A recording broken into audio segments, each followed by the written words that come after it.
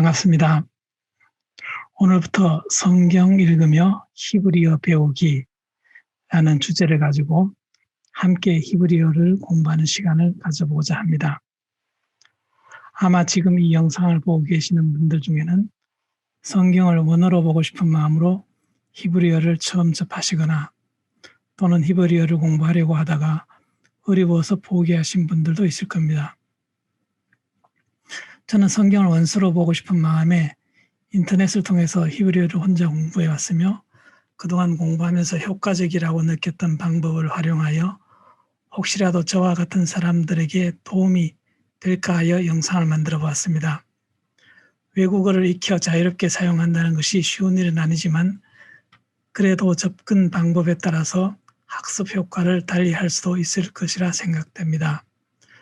외국어를 공부하면서 일반적인 방법은 이렇습니다. 간단한 문장을 활용하여 문법을 익힌다, 단어를 암기한다, 문장 독해를 통하여 배운 것을 연습한다. 대체로 이러한 순서로 진행이 되는데 이러한 방법이 갖는 가장 큰 문제점은 많은 사람들을 1단계에서 포기하게 만든다는 것입니다. 문법을 배우기 위한 간단한 문장이라는 것이 문법을 이해하는 데에는 도움이 되지만 대체로 실용성이 없어서 쉽게 흥미를 잃어버리고 기억에 오래 남질 않아요. 또한 해외여행을 하는 경우에 경험하는 바와 같이 문법은 잘 아는데 단어를 많이 모르는 사람은 의사소통이 어려운 반면에 문법은 하나도 몰라도 단어를 많이 아는 사람은 그럭저럭 의사소통이 되는 것을 알 수 있습니다. 그와 같이 처음 외국어를 시작할 때는 우선 단어를 많이 암기하고 문법은 나중에 공부하는 것이 올바른 접근 방법이라 할 것입니다. 그런데 단어를 암기하는 것도 여전히 쉬운 일은 아닙니다. 우리의 뇌는 나와 상관이 없는 것은 좀채로 기억에 남기려 하지 않아요. 반복해서 읽고 쓰며 단어를 기억하려 애쓰는 것은 참으로 인내를 필요로 하는 것입니다. 아무래도 단어를 암기하는 것도 실제로 사용되는 문장의 일부로 기억하려고 할 때 오히려 기억이 오래 남는 것 같습니다. 그러고 보니 이 순서를 바꾸어서 거꾸로 진행하는 것이 오히려 효과가 있을 것 같습니다. 첫 번째 문장 독해를 진행한다. 그리고 독해에서 반복적으로 활용되는 단어를 암기한다. 세 번째로 독해에서 반복되는 패턴을 통해서 문법을 익힌다. 이러한 방법인데 사실 이 방법으로도 단어를 암기하는 데는 여전히 어려움이 있습니다.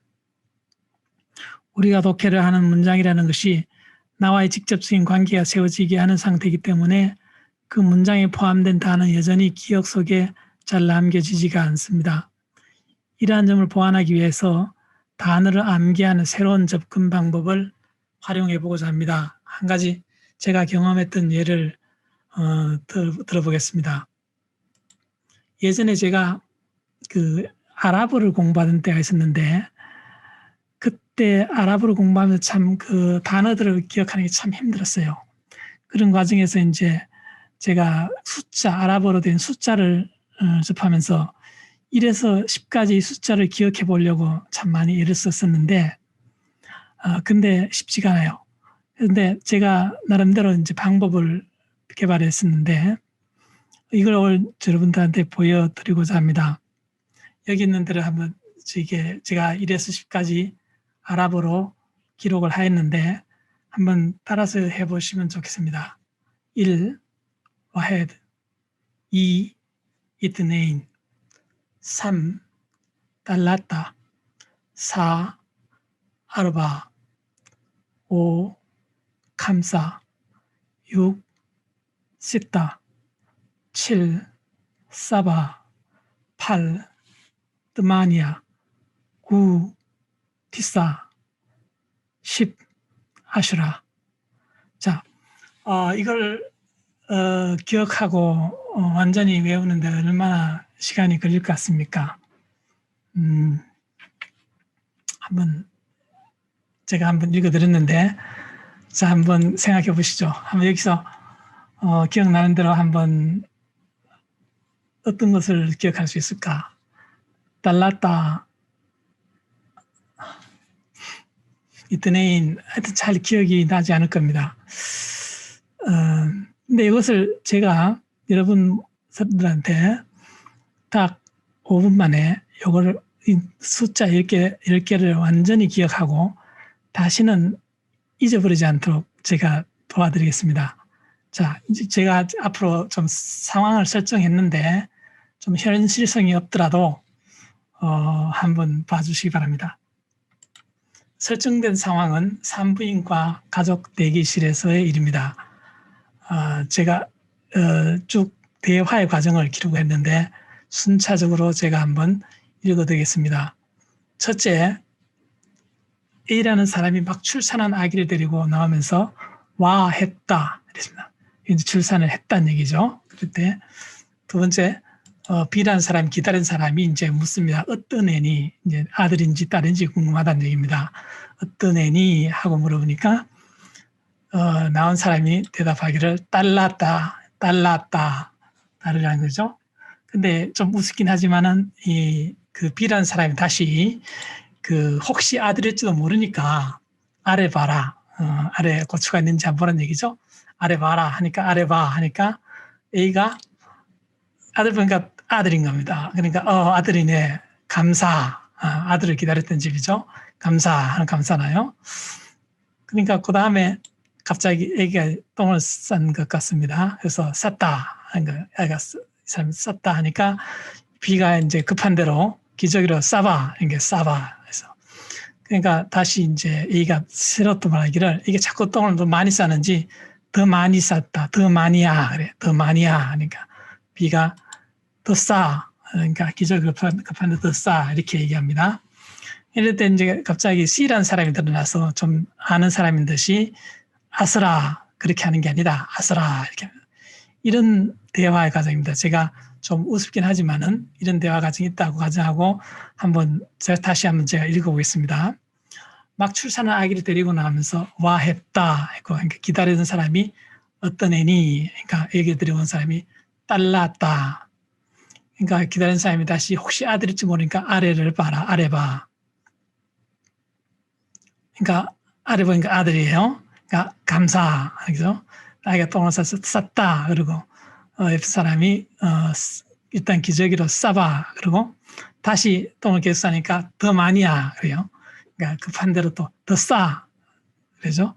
그러니까 제3자가 보고 있다가 아스라 이런 겁니다. 이런 대화 과정인데 일단은 이거를 한번 기억하는 건 아마 어렵지 않을 거예요. 자, 제가 한번 볼게요. 자, 첫 번째가 뭐죠? 첫 번째가 와 했다죠. 아기가 출산은 와 했다. 두 번째, 그러니까 아기를 낳고 왔으니까 어떤 애니? 합니다. 어떤 애니? 세 번째, 그 아기 안고 사람이 딸 낳았다. 그러죠. 그러니까 다시 기다리는 사람이 혹시 모르니까 아래 봐라, 아래 봐. 그러니까 다시 아래 보니까 이제 아들인 거죠. 그러니까 감사하죠. 감사하고. 그 다음에 갑자기 애기가 똥을 쌌죠. 그러니까 쌌다. 그러죠. 그러니까 옆에서 기저귀로 싸봐. 그죠. 그 다음에 근데 애기가 똥을 더 싸서 더 많이야. 그래, 더 많이야. 그러니까 더 싸. 그러죠. 그러니까 옆에 사람이 아스라. 그러면 안 된다. 아스라. 자, 이거 다 기억하셨죠? 요거를. 자, 그러면은 자, 이런 걸 기억한 상황에서 다시 넘어가겠습니다. 자, 여기서 자, 일을 뭐라 하죠? 일을 아까 자, 우리 산부인과 그 가족 대기실에서 있던 그 대화 과정으로 자, 와했다. 그러죠? 와했다. 그러자. 자, 와했다 하죠. 와했죠. 그다음 이는 어떤 애니 했죠? 자, 이는 어떤 애니죠? 어떤 애니죠? 3번은 달랐다. 예, 달랐다 합니다. 4번 아르바죠? 아르바죠? 5번 감사합니다. 6번 쌌다죠? 쌌다죠? 7번 싸바죠? 싸바. 8번 뜨마니죠? 9번은 뜨싸죠? 뜨싸. 그다음에 10번 아스라. 자, 이게 지금까지 아랍어 숫자로 1에서부터 10까지 암기해 보았습니다. 물론 이제 눈치채시겠지만은 그 산부인과 그 가족 대기실에 있었던 그 상황 설정한 것은 연상법을 통해서 이 숫자를 외우기 위해서 제가 사용한 방법입니다. 이러한 방법을 할 때 사실 전혀 낯선 단어인데도 불구하고 이게 저희 상황과 연결이 됐을 때는 아주 순식간에 기억에 남아서 아마 잘 잊어버리지도 않으실 것 같아요. 그래서 이러한 것이 상당히 효과가 있는 방법이라는 생각이 듭니다. 물론 그렇다고 해서 아랍어 숫자를 사용할 때마다 산부인과를 기억하는 건 아니죠. 이런 설정은 단어가 나한테 익숙하게 다가올 때까지 사용되는 것이고 익숙해진 후에는 더 이상 이러한 설정에 매달릴 필요가 없죠. 그래서 결국은 히브리어를 공부하는데 이 세 가지 방법으로 공부를 하되 그중에 가장 이번에 클래스를 진행하면서 핵심이 되는 것은 나에게 친숙한 표현을 통해서 단어를 암기하는 이러한 요령을 이번에 클래스에 적용해 보고자 합니다.